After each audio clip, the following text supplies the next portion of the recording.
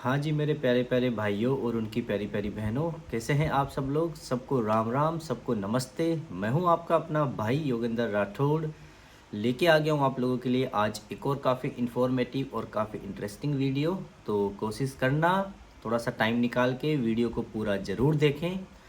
तो बिना किसी देरी करते हुए आज का अपना वीडियो है, हम स्टार्ट करते हैं। तो दोस्तों, आज के वीडियो में मैं आप लोगों को बताऊंगा एनएचएस में मैं काम करता हूँ। मेरे को 2 साल से भी ज़्यादा का टाइम हो गया। तो आज से पहले आप लोगों ने एनएचएस में काम करने के बेनिफिट तो काफ़ी सुने हैं। मैंने भी उस पर वीडियो बना रखा है, आप देख सकते हो मेरे चैनल पे जाके। और भी यूट्यूब पे आपको काफ़ी सारे वीडियोस मिल जाएंगे जहाँ लोगों ने बेनिफिट्स ऑफ एनएचएस को काफ़ी डिटेल में एक्सप्लेन किया है ना। मैं आज बेनिफिट्स की बात नहीं करूँगा, मैं आपको वो रियलिटी बताऊँगा जो आपको नहीं पता या फिर किसी ने आपको नहीं बताई। ये चीज़ें भी आपको जानना ज़रूरी है। आपको वो डार्क फैक्ट्स बताऊंगा या वो रियलिटी बताऊंगा जो एनएचएस में जो स्टाफ काम करता है वो क्या क्या चीज़ें फेस करता है। जो रियलिटी है ना, वो किसी ने नहीं बताई होगी और आपको पता भी नहीं होगा। आज आपका भाई बताएगा, है ना। तो उसमें मेरा जो सबसे पहला जो मेरा पॉइंट आता है वो आता है अपनी सैलरी को लेके। जैसे आप सब लोगों को पता है कि एनएचएस में कितना पैसा मिलता है मंथली एक स्टाफ नर्स को। नहीं पता तो आप लोगों ने काफ़ी वीडियोस देखे भी होंगे। कोई आपको बोलते हैं कि 40 पाउंड मिलते हैं, कोई 50 पाउंड मिलता है, कोई 30 मिलता है। किसी ने क्या बता रखा है, किसी ने क्या बता रखा है। पर मैं और किसी की बात ना करते हुए मैं केवल अपनी पे स्लिप की बात करूंगा जो मैंने अपने वीडियोस में अपलोड कर भी रखा है, तो आप वहां देख सकते हो। तो मैंने अपनी पे स्लिप में जैसे आपको वहां पे शायद 2.5 लाख के आसपास मैंने अपनी मंथली सैलरी है वो वहाँ पे दिखा रखी है। तो आप एक छोटा सा एग्जांपल लो कि 2.5 लाख रुपए सपोज करो मेरे अकाउंट में आते हैं मंथली, है ना, जो मैं काम करता हूँ यहाँ पे। वहीं अगर मैं कंपेयर करूँ कंट्री साइड की या फिर किसी अदर वार्ड्स की या अदर डिपार्टमेंट की, तो और भी कम आता है ना। किसी को 2,000 आता है, किसी को 1,500 1,700, डिपेंड करता है आप कहाँ पे काम करते हो, कौन सा आपका डिपार्टमेंट है, कौन सी आपकी जगह है। ये बहुत कुछ मैटर करता है यहाँ पे, है ना। उसके हिसाब से आपका पैसा आता है। मैंने आपको एक मैक्सिमम अमाउंट बता दिया है कि भाई 2.5 लाख रुपए आते हैं अकाउंट में। वहीं अगर मैं इंडिया में काम करता था, मान के चलो मेरे 25,000 रुपये मेरे को मंथली मिलते थे। मैं वहाँ पे भी रूम लेके रहता था, मेरे को वहाँ पे भी रेंट पे करना होता था। वहाँ अगर मैं 30 के 30 दिन बाहर खाना खाता हूँ, अपना रेंट भी पे करता हूँ, तो भी मेरे पास में सेविंग्स है वो हो जाएगी। वहीं अगर मैं यहाँ की बात करूँ कि अगर मैं 2.5 लाख रुपए कमा के अपना रेंट पे करता हूँ और अपना बाहर खाना खाता हूँ, तो मैं बता रहा हूँ ये सैलरी भी कम पड़ेगी, है ना। कुछ भी सेविंग नहीं होगी।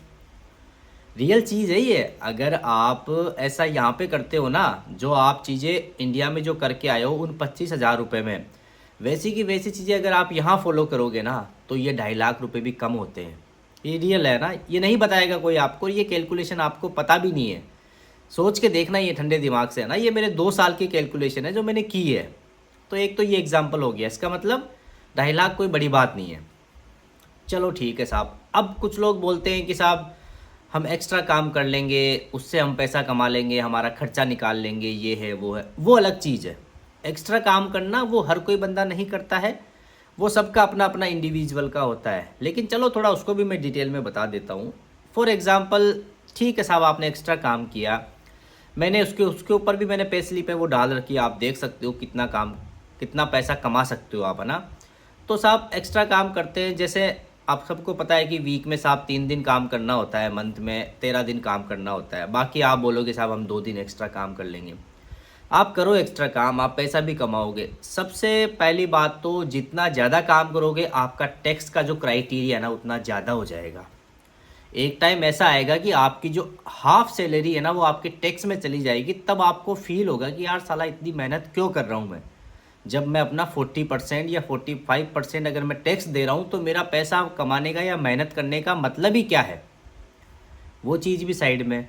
प्लस अगर आप 5 दिन काम करते हो तो भैया आपकी लाइफ ही ख़त्म है, कुछ है ही नहीं आपके पास में। वीक चला गया, आपका टाइम बचता ही नहीं है। वो कैसे भी मैं आगे एक्सप्लेन करूँगा ना।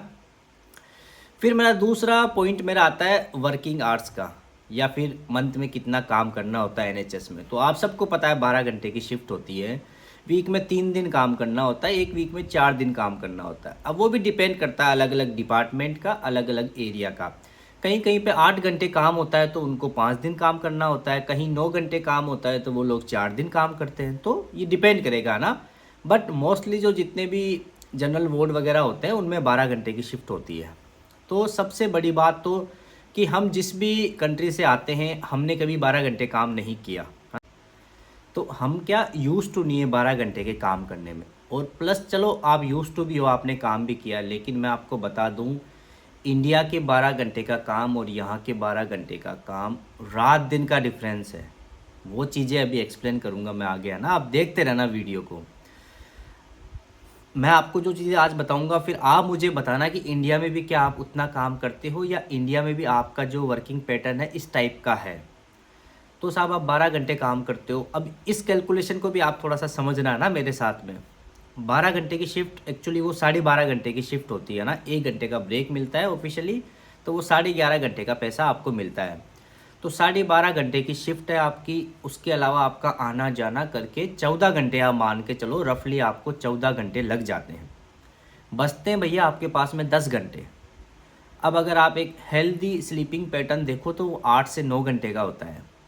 अब आप अगर उसमें से 8 घंटे सो लेते हो तो आपके पास 2 घंटे बचते हैं 10 घंटों में से।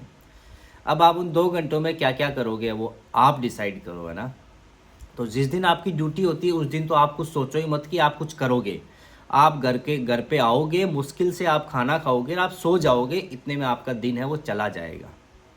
अब अगर आपने ऐसा 5 दिन काम किया है तो वो 5 दिन तो आपके केवल सोने में चले गए, वो भी अच्छे से नींद नहीं ली है आपने, है ना।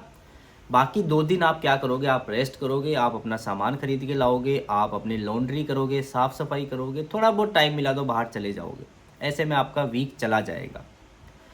और ये काम आप कितने टाइम तक कर सकते हो वो डिपेंड करेगा आपके ऊपर, है ना, कि आपकी कैसी बॉडी पोस्चर है, कैसा आपका फिजिक है, कैसा आपका आप में कितने आप स्ट्रोंग हो, कितना आपका स्टेमिना है, वो सबका अपना अलग अलग होता है ना।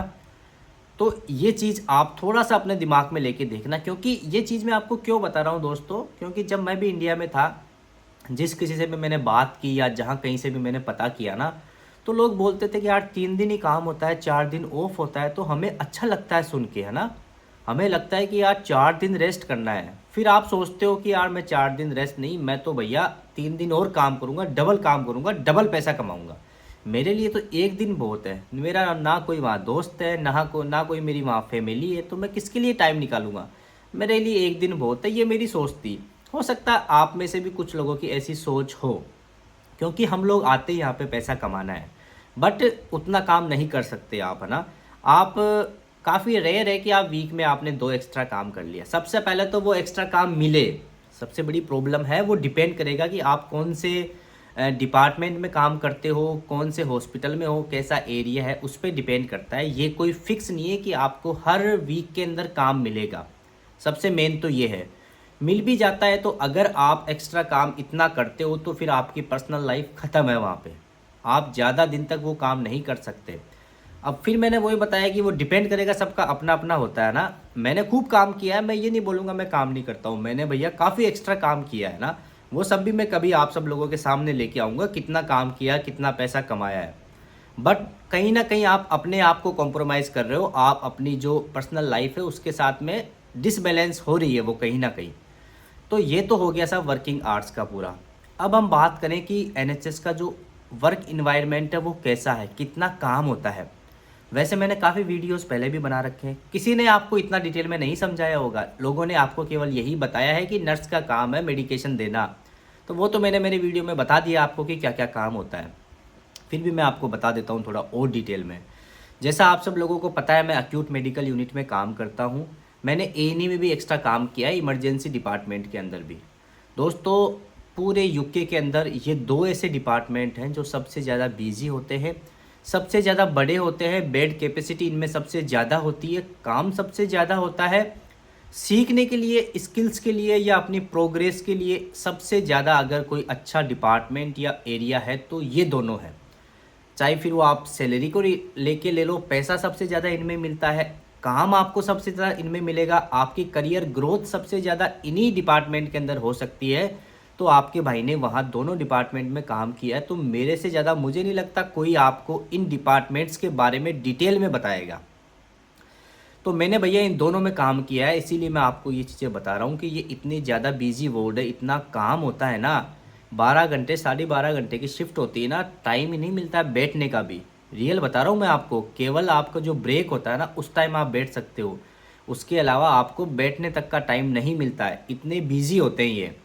फिर दूसरी बात साहब, क्योंकि नई कंट्री है, नए रूल्स हैं, फिर आप कंपेयर करो एनएचएस को अपने इंडिया के सरकारी अस्पताल से, जैसा मैं हमेशा बोलता हूँ सेम है। आपने देखा होगा अपने वहाँ के सरकारी हॉस्पिटल्स के अंदर कितना ज़्यादा क्राउड होता है, कितने लोग आते हैं, किस तरीके से भीड़ होती है, वही सेम कंडीशन यहाँ के एनएचएस की है। स्पेशली अगर मैं विंटर की बात करूँ तो दोस्तों 10-10, 12-12, 15-15 एम्बुलेंस है ना बाहर खड़ी होती है, क्योंकि अंदर बेड ही अवेलेबल नहीं है, तो उनको एडमिट कहाँ से करें। ये कंडीशन है विंटर्स के अंदर। बाकी समर में वैसे पूरे साल ही ऐसा ही होता है, लेकिन विंटर तो यहाँ का सबसे गंदा होता है, क्योंकि उसका मेन रीज़न ये है ना कि यहाँ पे जो हेल्थ फैसिलिटी है वो फ्री ऑफ कॉस्ट है ना, क्योंकि सब लोग इंश्योरेंस पे करते हैं तो वो फ्री है, तो इसीलिए किसी को थोड़ा सा भी कुछ होता है हॉस्पिटल में आता है। अपने इंडिया में भी सरकारी हॉस्पिटल में सब कुछ फ्री होता है, लेकिन वहाँ का स्टाफ, वहाँ के डॉक्टर्स, हम लोग उनकी रेस्पेक्ट नहीं करते या हम उनको इग्नोर करते हैं। इसीलिए बेचारे लोग वहाँ जाना नहीं चाहते, उनको लगता है कि वहाँ लाइन में खड़े होंगे, सुबह से शाम तक बैठे रहेंगे, कोई देखने वाला नहीं है, कोई हमारी सुनने वाला नहीं है, इसलिए लोग सरकारी हॉस्पिटल्स में जाने से अवॉइड करते हैं। बट यहाँ पे ऐसा नहीं है, एनएचएस में उनको फ्री ऑफ कॉस्ट सब कुछ ट्रीटमेंट होता है उनका, और वो आते हैं और आपको उनकी पूरी रेस्पेक्ट करनी होगी, उनका अच्छे से आपको केयर करनी होगी। पेशेंट कुछ भी बोल सकता है आपको, पेशेंट का रिलेटिव कुछ भी बोल सकता है, आपके सीनियर्स कुछ भी बोल सकते हैं आपको। सरकारी इसका मतलब ये नहीं है, इंडिया का सरकारी अलग है, यहाँ का सरकारी अलग है, उस तरीके से आप देखो तो। बाकी भीड़ के हिसाब से, क्राउड के हिसाब से, नर्स पेशेंट का रेशो के हिसाब से सेम है इंडिया वाले यहाँ वाले। फिर मैं अगली चीज़ की बात करूँ कि साहब काम इतना ज़्यादा होता है, फिर हम नए होते हैं, हमें हमारे पिन नंबर का रिस्क सबसे ज़्यादा यहाँ पे होता है। खुदा ना खास्ता कभी कुछ गलत कर दो, आप किसी को आप गलत बोल दो, तो हमेशा आपके बैक ऑफ द माइंड में ये चीज़ रहती है कि यार मेरे साथ कुछ गलत ना हो जाए, चाहे वो मेडिकेशन को लेके हो, चाहे वो किसी भी तरीके की चीज़ को लेके हो, क्योंकि फिर उसके बाद में प्रोसेस काफ़ी लेंदी हो जाता है।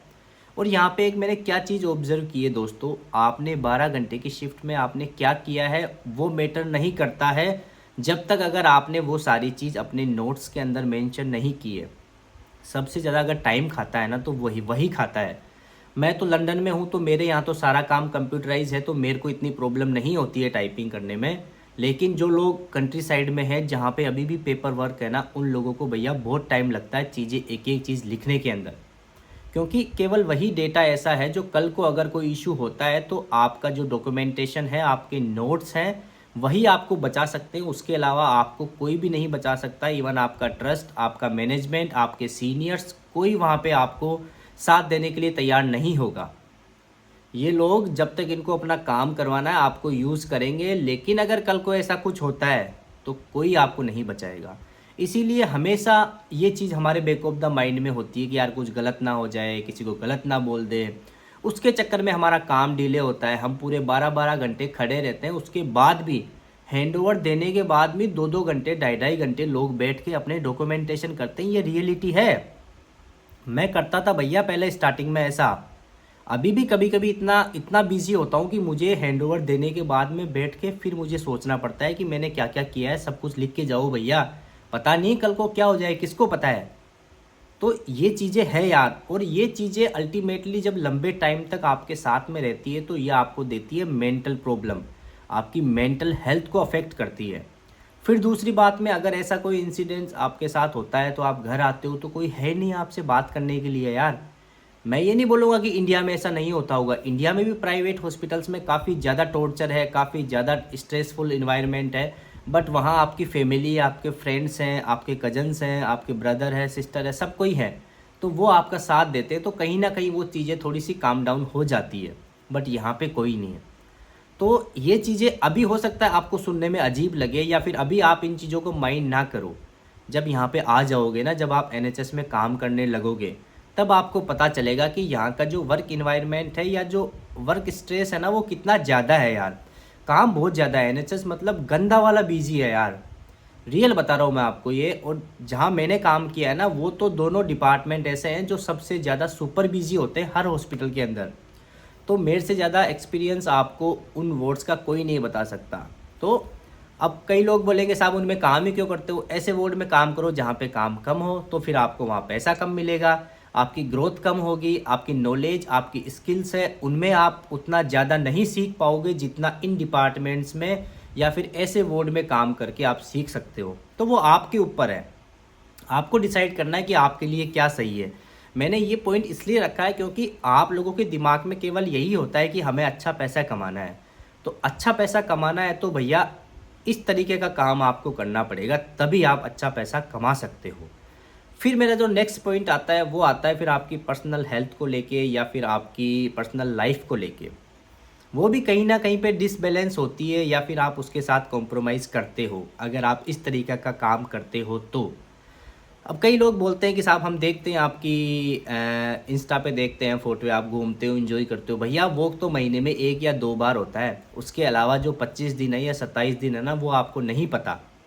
मैं किसी को डिमोटिवेट या मैं किसी को नेगेटिव नहीं बातें बता रहा, मैं आपको रियलिटी बता रहा हूँ क्योंकि कल को आप लोग भी यहाँ आओगे, आप लोग भी ये चीज़ें फेस करोगे।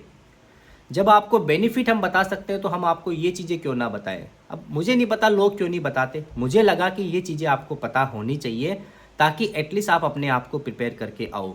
क्योंकि अभी आपके दिमाग में यही डाला गया है कि एनएचएस ऐसा है, एनएचएस में आप 2 लाख कमा सकते हो, एक्स्ट्रा काम करके आप 50 पाउंड 1 घंटे के कमा सकते हो, आप 50,000 एक दिन में कमा सकते हो, आप 4 लाख रुपए कमा सकते हो। ये आपके दिमाग में घुसाया गया है। आपको ये तो पता ही नहीं है कि इनको कमाने के लिए कितनी मेहनत करनी पड़ती है या किस लेवल का जो प्रेशर है ना वो आपको झेलना पड़ेगा एनएचएस के अंदर। मैं ये नहीं बोलूँगा कि मैं एनएचएस को हेट करता हूँ या एनएचएस मुझे पसंद नहीं है, साहब पसंद है, पैसा कमाता हूँ, लेकिन काम भी उस लेवल का है। पैसा तो आप कमाओगे 2.5 लाख रुपए 3 लाख रुपए, लेकिन आपको काम भी उस लेवल का करना होगा। आप ऐसे मत मानना कि आप आके यहाँ बैठोगे और घर चले जाओगे। 12 घंटे की शिफ्ट है तो भैया 12-12 घंटे कंटिन्यू काम करना पड़ता है आपको, चाहे वो नाइट हो चाहे वो डे हो, और हर तरह का काम करना पड़ेगा अगर आप नर्स हो। ये गलतफहमी निकाल देना कि नर्स का काम केवल मेडिकेशन देना है। किसी भी तरह का पेशेंट के साथ में अगर कुछ भी काम है तो वो आपको करना पड़ेगा। तो दोस्तों ये कुछ पॉइंट्स थे जो मेरे को बताने थे। पॉइंट्स तो और भी काफ़ी सारे हैं, वीडियो काफ़ी ज़्यादा बड़ा हो जाएगा। तो मुझे लगा कि ये दोनों डिपार्टमेंट जहाँ मैंने काम किया है एटलीस्ट मैं उनका एक्सपीरियंस आप लोगों के साथ में शेयर करूँ। अगर आपको वीडियो अच्छा लगे तो प्लीज़ मेरे को कमेंट सेक्शन में ज़रूर बताना। अगर आप चाहते हो कि मैं और इस तरह के वीडियोस बनाऊं और डिटेल में जाके आपको चीज़ें बताऊं और वीडियोस बनाऊंगा, आपको और चीज़ें बताऊंगा, तो प्लीज़ अगर वीडियो अच्छा लगे तो चैनल को सब्सक्राइब करें, वीडियो को लाइक करें और भी अपने दोस्तों के साथ में वीडियो शेयर करें ताकि उन्हें भी रियलिटी है वो पता चले। ठीक है दोस्तों, थैंक यू सो मच आज का वीडियो देखने के लिए। मिलते हैं अपने एक और नए वीडियो के साथ में।